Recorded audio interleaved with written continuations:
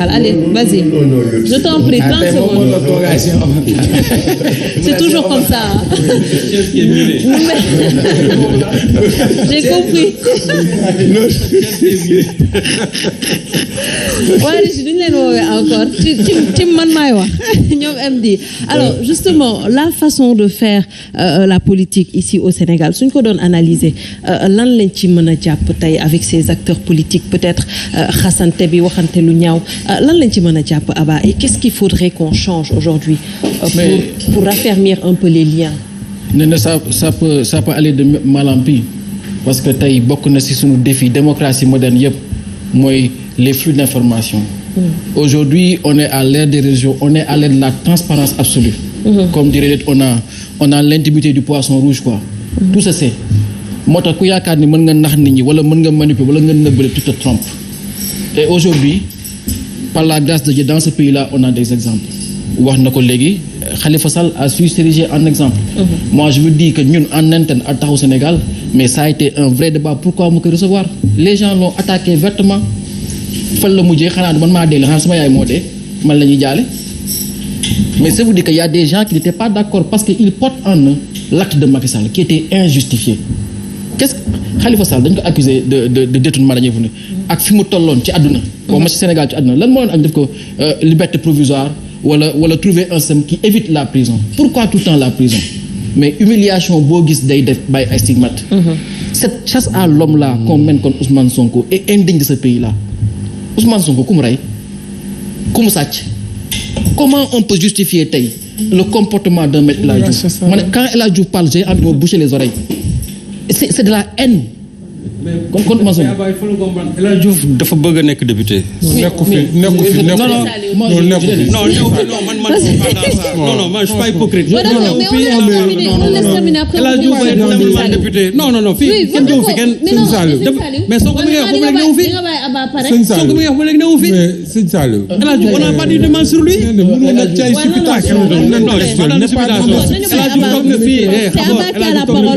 C'est Abba qui a la parole. On le laisse terminer d'abord. Man j'ai pas peur de ce qu'il dit. El Hadji Diouf toog na fi ma wax. Pourquoi Ousmane Sonko doit justifier qu'il est rebelle? Pourquoi Ousmane Sonko doit prendre position sur le conflit casamançais? Parce qu'il est du Sud. Pourquoi Ousmane Sonko doit expliquer aux gens qu'il n'est ni ibadou ni salafiste? Pourquoi dans son parti on a assassiné des gens? On parle de morts, mais dans le parti il y a eu des morts. Mariama Touré. Aujourd'hui Mariama Touré. Sagna. Aujourd'hui nit ku nekk le comportement d'Ousmane Sonko, on ne peut pas dire à Ousmane Sonko que ton comportement n'est pas soi-disant républicain, mais Ousmane Sonko ginnaaw sa boo ko dàqee ba ci mu taxaw song la. Ousmane Sonko se défend, il passe son temps à se défendre.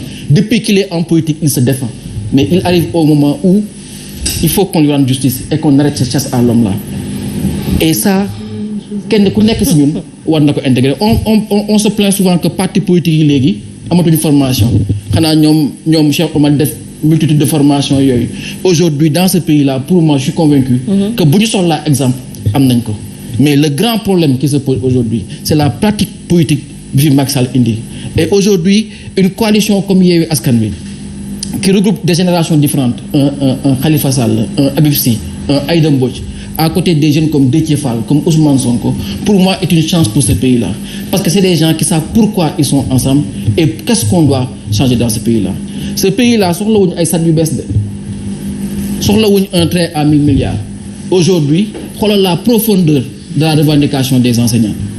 Quand les enseignants disent pourquoi ces juges-là sont mieux payés que nous, mais parce que ces juges-là à un moment ont servi des intérêts politiques et on laisse notre éducation mourir et on s'endette encore sans pour autant nous tourner vers les vrais problèmes.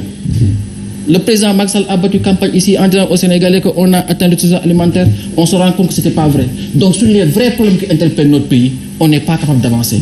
Ce pays n'avance pas. Au contraire, on continue à faire les mêmes erreurs, à nous donner une illusion d'émergence, une illusion de modernité sur le dos des générations futures.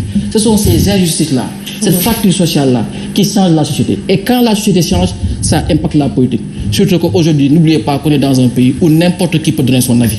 Tey ñu ngi def émission on est en live sur les réseaux sociaux. Oui. Lu waay neex wax ku bëgg Omar wax ku ko neex amul am na ku bëggul Abba bu li Abba wax day xool lu mu bëgg wax Abba mu saye ko. Mais si on a envie que ce pays change, on sait qu'il faut de grandes réformes sociétales. Absolument. Il faut jouer sur l'école, il faut faire des réformes. On a assez d'infrastructures, assez de stades, ce pays doit être réformé de fond en comble et c'est ça que Macky Sall n'a pas fait. alors c'est ce qu'on attend. xafoor laay ñaan mu may ma ko.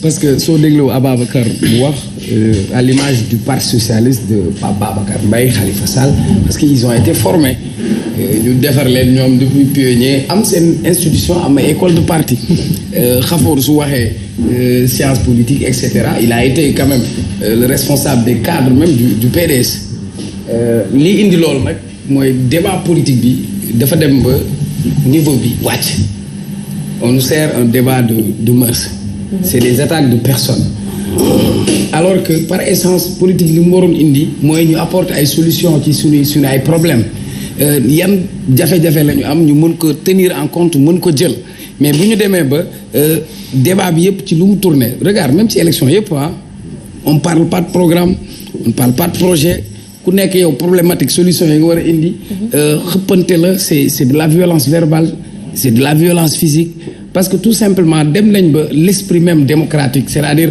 accepter la contradiction accepter l'autre accepter que man ak Abba mën nañu bañ a bokk position ma nangul ko moom mu nangul ma ko mais boo xool on est sous tension depuis ci ay années boobu ba léegi parce que ci tension politique lañ nekk chaque fois ci tension politique yi la ñu nekk et tey nous avons une chance bi ñu am dañ ko war a sàmm aujourd'hui leadership bi Sénégal joué dañ doon wax yeneen dëkk yi ñoom ñoo am jafe-jafe buñ la waxee boo tegee carte coup d'état yi am ci dëkk yëpp boobu ba léegi yàllaa ngi ci musal Sénégal mais le Sénégal ne peut pas être une exception comme yeneen dëkk yi y a un tissu social bu ñu war a conserver parfois nga dégg sax ay discours ethniciste ci ñoo xam ni am nañu cër wala am nañu gëdd wala discours ci waaso alors que jéemuñu régler question yu ndaw yooyu ce tissu social boobu ñu am comme Khafora wi à le dire on a hérité de ce pays dañu fiy jógee ñeneen dañuy ñëw donc pour que débat boobu mu élevé il faut que esprit de grandeur boobu ngay wax malgré l'adversité politique féroce où des gens de camps se sont opposés décès am na kii nangu na président ñëw jaale ko donte président ne moo ko tëjlu woon moom mu nangul ko grandeur boobu cet esprit de dépassement sànq bële maa la si voilà donc il faut ñu toll foo xamante ni il faut que chacun s'oublie il faut que élégance boobu nag il faut ñu egg ba pare il a raison la formation l'éducation et puis yar kuy defar réew da ngay defaru ba pare c'est vrai qu'on a été formé dans les partis mais à la base dañu jàng c'est-à-dire on est bac plus 5 bac plus 8 oui keroog maa ngi la gis ñoo ngi jël diplôme j'ai fait la même formation aujourd'hui tey un pays comme la France tu ne peux pas accéder à ce niveau fekkee génnoo Sciences Po wala génnoo ENA élite yooyu foog ñu wuti ko aujourd'hui notre ENAM n'est même pas conforme ak nos besoins politiques d'accord alors oui tey da ngay xool lu mel ne je lisais Thierno Alassane Sall qui disait par exemple sur les questions du pétrole da ngay nekk ministre mais pour nga am un expert bu mën négocier ak les multinationales donc sax am donc ces besoins sont au niveau de l'éducation pas dans les partis politiques. Les partis politiques ne font pas la société. Y a ça d'une autre part également maa ngi koy wax tout à l'heure Khafor je pense que quand on est dos au mur mots yu bari dina génn yoo xamante ne peut-être duñ ko tey quand on est accusé de rebelle à tort ou à raison quand aujourd'hui ñu ngi taxaw peut-être bëgg teg sa kaw la mort de 14 personnes alors que wax naa ko tout à l'heure bi may wax ak Omar Faye xawma Cheikh Omar il y a eu énormément de morts qui se sont succédés autant en 2012 autant ci ay manifestations politiques autant ci ay manifestations étudiants et pourtant il y a pas eu de justice alors est-ce que manque d'injustice boobu tey ji taxul ba yenn propos yi di émerger ci plan politique propos yi tu as posé une question essentielle xam nga problème yi yëpp c'est Aba wax na ko